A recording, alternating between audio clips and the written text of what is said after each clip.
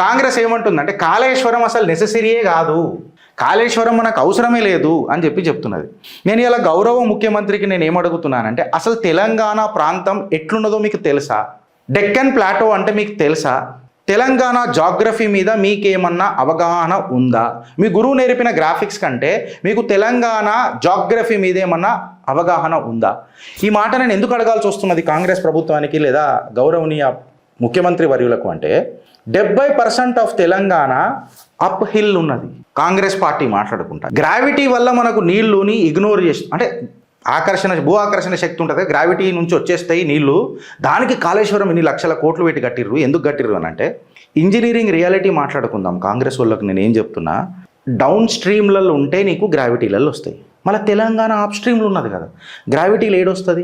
70% of the భూమి నీకు up hill ఉంటే 30% గ్రావిటీలు ఉన్నదని అనుకుందాం. వెనకటికి సర్కారు చేసింది ఏంది? 70% ఏదైతే తెలంగాణ భూభాగం అప్ హిల్ ఉన్నదో దానికి నీళ్ళు అందిస్తే 70% ఆఫ్ ది తెలంగాణ బాగుపడుతుంది కదా.